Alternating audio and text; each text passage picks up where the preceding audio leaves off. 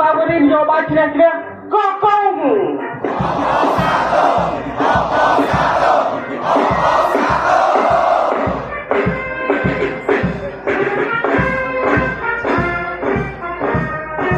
dây vô riêng là tam bang đây berani chia aja Campuchia saiประទេសចរប្រវត្តិសាស្ត្រនិងអប់រំសន្តិភាព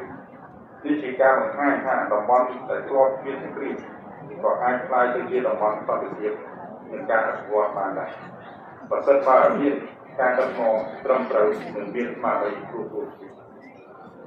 លោកនយោបាយឆ្នះឆ្នះកប់កុំនិងក្លាយជានិមិត្តរូបសន្តិភាពក្នុងទិសយុទ្ធភូមិភាគទី3នៃការតភ្ជាប់រវាងការតស៊ូនិងសន្តិភាពរវាងអតីតកាលនិងអនាគត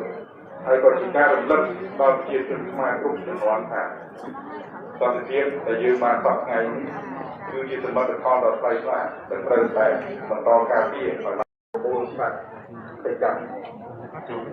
ទៅរូបនិងទៅការនិងទៅតាក់បរិបទនិងទទួលពីលក្ខណៈត្រឹមត្រូវទៅកាន់អ្នកក្រៅ